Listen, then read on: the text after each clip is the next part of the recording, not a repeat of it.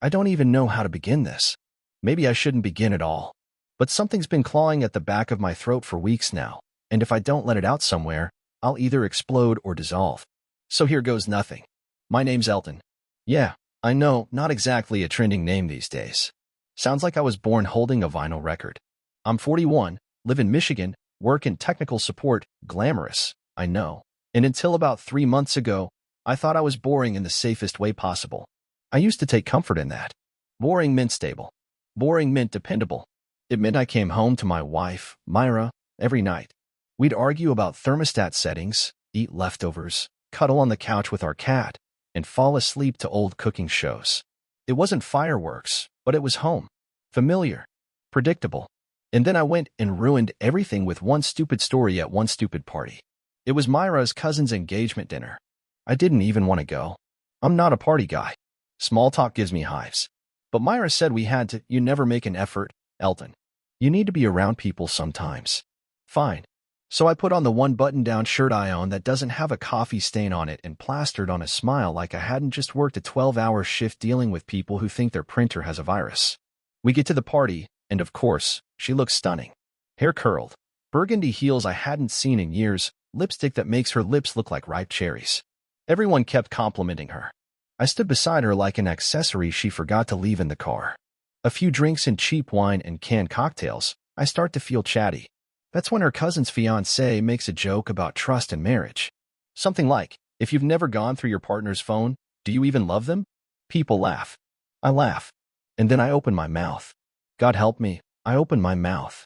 I tell the table, like a fool, that one time, 2 years ago, I snooped through Myra's phone. Not because I didn't trust her. I quickly added, I don't know. I was insecure. She was acting weird for a few weeks, texting with her screen turned away. And instead of asking her like a grown-up, I waited till she went to the store and I looked. Nervous laughter. I even tried to joke. All I found was 10,000 screenshots of kitchen tiles and a note that said, don't forget cilantro. But Myra didn't laugh. She didn't even blink. She just stared at me, her wine glass halfway to her mouth. Her expression didn't scream anger. It screamed something much colder, panic. And I felt it. The shift in the air. The ripple.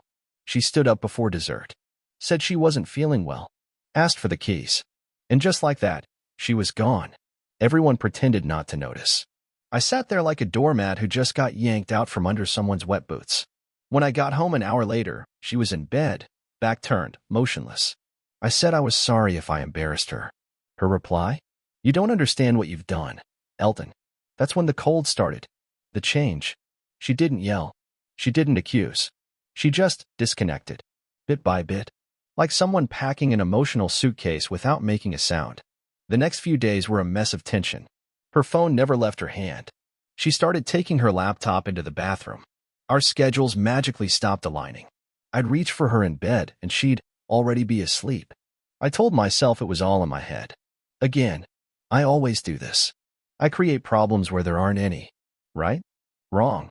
Because one night, after she left for a late movie with work friends, I noticed something that made my stomach twist. She'd left her Apple Watch on the charger. And that stupid little screen had a preview of a message from someone named Rylan. A name I'd never heard before. A name that doesn't belong to anyone at her work. The message? Next time, let's book a room closer. That drive nearly killed me. I wish I could say I fainted. That would have at least given me a moment's peace. But I didn't. I just stood there, watch glowing, my heart unraveling like cheap thread. And the worst part? I still don't know if I'm mad at her or at myself. I didn't sleep that night. I sat on the edge of the bed for hours, staring at her Apple Watch like it was some cursed relic. Every few minutes I'd look back at the message, as if rereading the same line might suddenly change the meaning. Next time, let's book a room closer. That drive nearly killed me. There was no emoji, no name after it, no photo evidence. Just a short, clean sentence that split my chest open like a zipper. I didn't confront her. I know that's what people expect, but I didn't, because I didn't want to hear what I already knew. And I was scared, genuinely scared. What if it wasn't a misunderstanding? What if she was cheating? What if this whole quiet little life I'd built like a bird nest was already burned to ash, and I just hadn't looked closely enough? I deleted the message preview. I told myself it was a one-time thing. Maybe it was a coworker who carpooled. Maybe they were joking. Maybe I was doing what I always do, spiraling, overthinking, being Elton. But that seed had been planted, and from that moment on, I started noticing everything. The next morning, she made me breakfast. That's when I knew. Myra never made breakfast. She barely poured cereal unless it was her cheat day. But there she was, flipping pancakes like June Cleaver, pretending everything was fine. She was smiling too much, saying things like, "Do you want extra syrup?" and "We should do a weekend getaway soon." I could barely chew. That night, when she left her phone unattended on the nightstand, I just sat there staring at it. My hand hovered over it for 10 full minutes. I didn't touch it. I couldn't. My chest was pounding so hard I thought it might wake her. But something in me had snapped. I needed to know. Not because I wanted to catch her, but because the not knowing was devouring me alive. So the next day, I did something pathetic. Something weak. Something desperate. I called in sick from work, waited for her to leave for hers, and checked our shared iCloud account. She didn't know I still had access. Not because I was hiding anything. It was just a leftover from when we synced calendars years ago and never unsensed them. Her iMessages were there. Her backups. I clicked through with hands shaking so badly I hit the wrong folder twice. And there it was. A whole chain of messages between her and someone saved only as R. No photo. No full name. Just R. The first message I read was from 3 weeks ago. R. Your thighs left bruises on me, May. Not complaining. Myra, you started it. You always do. There wasn't even any warmth in her words. It wasn't playful or sweet. It was transactional. Cold. Like two people sharing a secret addiction. I scrolled up. It went back 6 months. 6. That's longer than I've been growing out my stupid beard because she once said she liked it rugged. That's longer than we've been saving up to remodel our kitchen. That's 3 months before our anniversary dinner where she looked me in the eyes and said, "I'd marry you all over again." Do you know how that feels? To read that your wife said, "You were incredible last night," to someone whose name you don't even know, just a single letter? I wanted to scream. I wanted to throw the phone out the window and drive into a lake. But I didn't. I sat there, in my fleece pajama pants, with peanut butter toast going cold beside me. And I cried. Like a child. Like a failure. Like a man who hadn't even realized his life had quietly been ripped apart behind his back while he was busy buying allergy medication and folding laundry. She came home that night, humming. She kissed my head, asked if I wanted to watch our usual show. I said I had a headache. She nodded like she didn't care either way. And in that moment, I realized something that made my blood run cold. She wasn't trying to hide it anymore. She knew I wouldn't do anything. She knew I wouldn't confront her. And the worst part? She was right. I started noticing how good she was at lying. Not in the dramatic, over-the-top way you see in movies. No slammed doors or lipstick on collars. No perfume that wasn't hers or suspicious receipts for hotel rooms. No. She lied in quiet, effortless ways. With her routine, her calmness, her complete, unnerving control. She talked to me like nothing had changed. She asked about my work, nodded in the right places, and even offered to fold my laundry, something she hadn't done since we got married. I know that sounds small, but when someone suddenly becomes nicer while they're cheating, it feels like standing under a warm shower that's slowly turning cold and pretending you're not shivering. The worst part? I didn't say anything. I'd seen the messages. I had proof. But I just froze. Not out of mercy. Not out of love. Out of cowardice. Every day I'd wake up and stare at the ceiling, wondering if today would be the day I grew a spine and asked her the one question that was eating me alive. Why? But I didn't ask it. I couldn't. Because deep down, I didn't want to hear the answer. I wasn't ready for her to say she loved him. Or worse, that she didn't love me anymore and hadn't for a long time.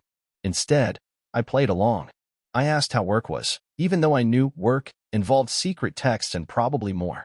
I complimented her when she wore new outfits I suspected weren't bought for me. I even booked us a dinner at that tapas place she liked, begging for things to feel normal again. And for a few hours, they almost did. She laughed. She told me I looked refreshed. We split a bottle of wine and even held hands while waiting for dessert. I thought maybe she was pulling away from him. Maybe she was realizing I was still here. Still willing. Still loyal. But then she excused herself to go to the restroom. She took her purse. Her phone. 10 minutes passed. 15. When she finally came back, she looked flushed. Like she'd been running or something else. I asked if she was okay. She smiled and said, "Just a long line." I didn't say anything. but I saw the lipstick she'd reapplied, a slightly smeared smudge still near her jawline. I knew what happened. I knew she'd slipped outside, made a call, maybe even met someone briefly. And I still said nothing. I paid the bill. I drove her home. I even tucked her hair behind her ear when she fell asleep in the car. What do you call that? Love? Loyalty? Or just pathetic denial? I started keeping a journal. Not for therapy or healing, just to document it all. Because I needed something real. Something to hold on to when I started gaslighting myself into thinking I imagined it all. Each entry was the same format. Date, time, what I observed, how it made me feel, what I didn't say. Like this one. March 14th, 9:22 p.m. She got a text and turned her phone face down immediately. Said it was from Mandy at work. I laughed and said nothing. But Mandy lives in Oregon now. I Googled it. I wanted to ask, but I just nodded. Feeling hollow. Words unsaid. Who are you texting when you think I'm not watching? The more I wrote, the more I hated myself. Not her. Me. Because every page was proof that I knew. And still did nothing. The tipping point came one night when she left her laptop open. She was in the shower. I was supposed to be brushing my teeth. But I saw an email pop up, subject line. You left your earrings in the car again, you little menace. My stomach dropped. I clicked it. There were photos attached. Not explicit, but damning. Her. In his car. Laughing. Leaning on him. Kissing his neck at a red light. They looked so free. So casual. Like I didn't even exist. And that was when it hit me. She wasn't hiding this out of fear I'd find out. She was confident I already knew, and was too spineless to leave. And you know what? She was right again. There's this thing no one tells you about betrayal. It doesn't hit all at once. It leaks. It seeps. Like a crack in a foundation that you keep ignoring until suddenly, the whole house shifts and you realize you've been living sideways for months. After reading that email with the pictures, I didn't confront her. I didn't scream or cry or demand answers. Instead, I closed the laptop. I walked into the bathroom like nothing happened. She was brushing her hair, humming to herself, steam still swirling from the shower. She smiled at me in the mirror. You okay? She asked. And I said, yeah, just tired. Tired. That was the truth, at least. Tired of guessing. Tired of pretending. Tired of asking myself every night, is this the part where I finally become the man who says something? But I didn't. Not yet. The next day, I called in sick again. I couldn't face anyone. I couldn't stare at monitors or answer phone calls while my heart was slowly being sanded down to dust. I lay in bed with the curtains closed, watching the ceiling fan spin and counting how many times it wobbled. 53 per rotation. I know that because I counted it all day.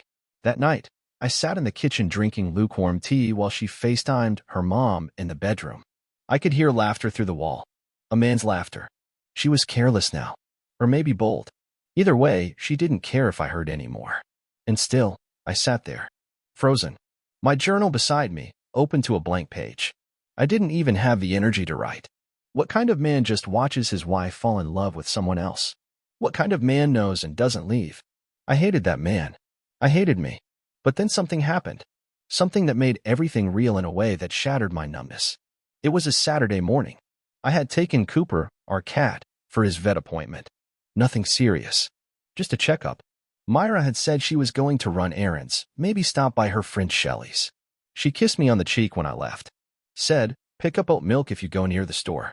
I came back 2 hours later, groceries in hand. When I opened the front door, the house was unusually quiet.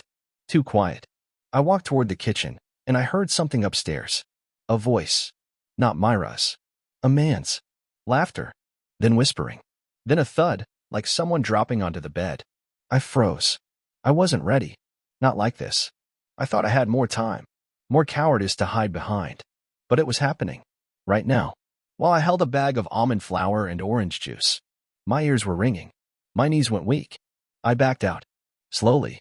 I didn't even close the door properly. I just left it cracked, like I couldn't commit even to fleeing properly. I sat in my car in the driveway for 30 minutes. I didn't drive off. I didn't call anyone. I didn't cry. I just sat there, engine off, seatbelt still on, hands shaking in my lap. When Myra came outside, she looked startled, but not ashamed. She just walked to my window, leaned in, and asked, "You okay?" I nodded. She tilted her head. "You look pale." And then she said it. So casually, I thought I'd hallucinated it. You know, if you're going to act like you don't care, I'm going to keep doing what I want. And I just stared at her, because I realized that in her mind, I had given permission. Every time I stayed silent, every time I looked away, every time I told myself maybe it's not what it looks like, I wasn't protecting our marriage. I was handing it away, bit by bit. And now? There was almost nothing left to hand. After that moment in the driveway, something inside me stopped working. It was like a fuse blew, and the lights behind my eyes just went dark.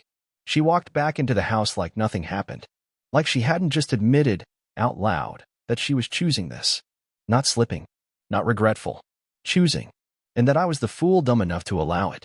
I didn't follow her inside right away. I sat there until my legs stopped trembling and my breath returned to something resembling normal. Even then, my heart felt like it had dropped somewhere between the gas pedal and the brake. I didn't cry. Not that day.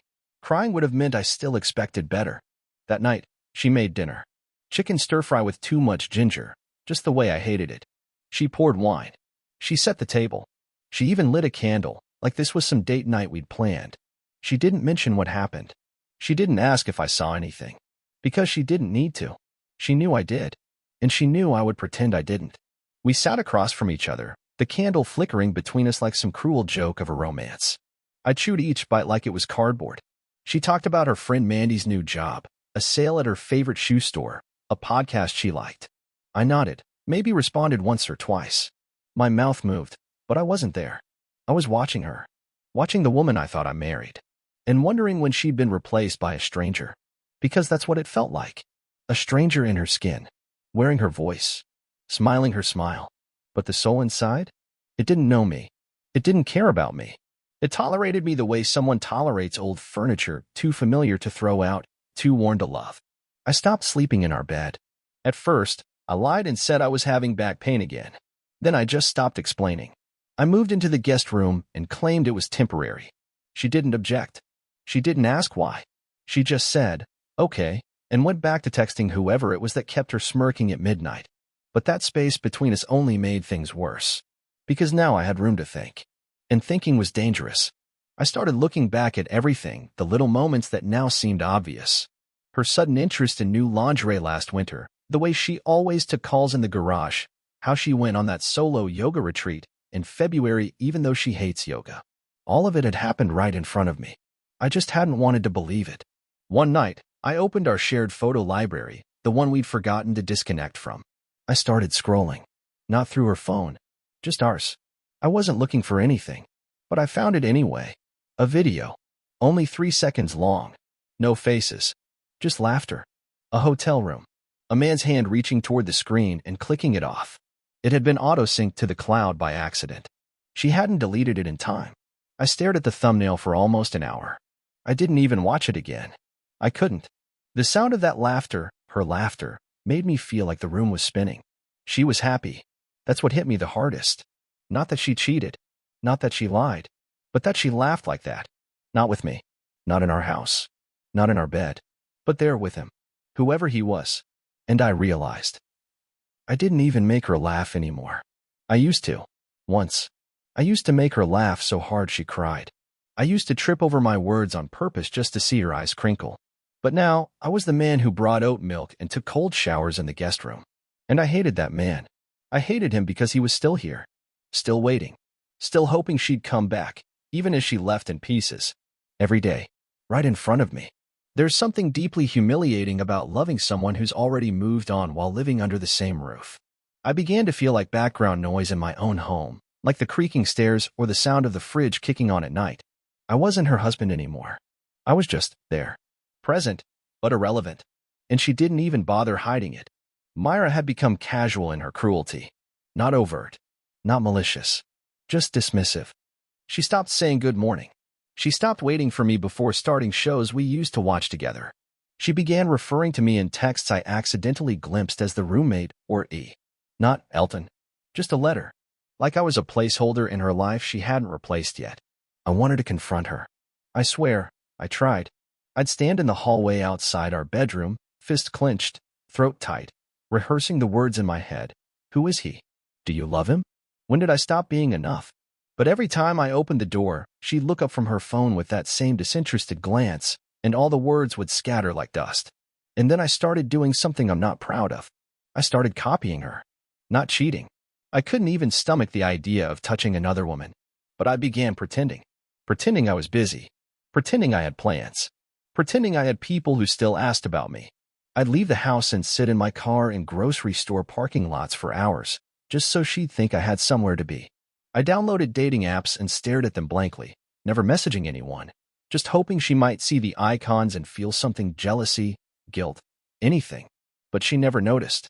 Or if she did, she didn't care. One night, I drove an hour to a beach we used to visit every summer. It was freezing and nearly deserted.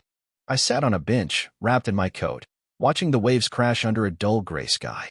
I remembered the first time we came here. She wore an oversized sweater and held my hand like I was made of gold.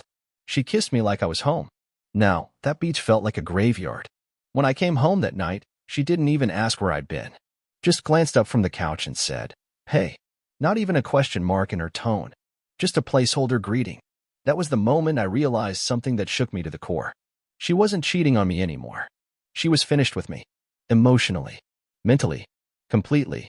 What was left between us wasn't a relationship. It was cohabitation. And I was the one still clinging to the illusion that love could be resuscitated if I just stayed still long enough. That somehow, loyalty could undo betrayal. But it doesn't work that way.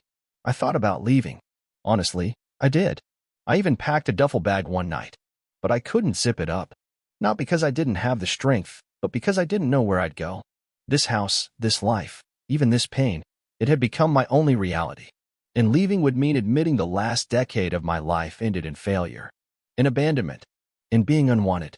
So I stayed. I stayed and disappeared a little more each day. She started staying out overnight. Didn't lie about it. Didn't offer explanations. One time I asked if she was coming home and she said, "Not tonight. You'll be fine." Like I was some houseplant she'd left by a window. I started sleeping in longer. Not because I was tired, but because waking up meant facing another day where I was invisible. I skipped work. My boss called twice. Then stopped. I lost weight. I stopped shaving. I stopped answering texts from friends who probably sensed something was wrong but didn't want to ask. And still, I stayed.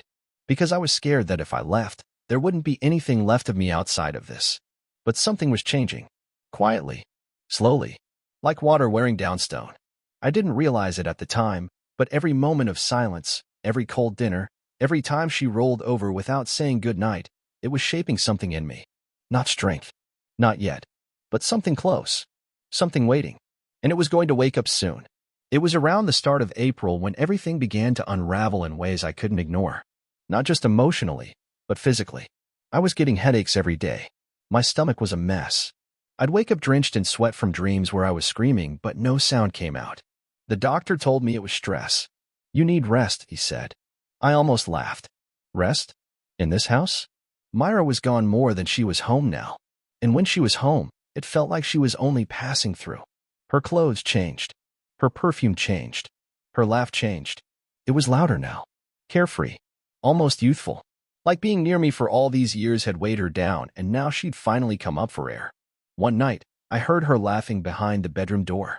Her voice was muffled, but I could tell she was on speaker. I pressed my ear against the door. I shouldn't have. I know that. But I couldn't help it. Her voice was breathy, soft, playful in a way she hadn't been with me in years. I couldn't make out the whole conversation, but I heard one thing clear as day. "He doesn't even ask questions anymore. It's like I'm living with a ghost." A pause. A low chuckle hiss, I think. Then her again. "He's so harmless it's almost sad." I stepped back like I'd been slapped. That word hit harder than anything I'd ever read in those messages or seen in that email. Harmless. That's what I'd become to her. Not just invisible, not inconvenient, but harmless. Like a moth fluttering around a light she didn't even need to swat away. I didn't sleep that night.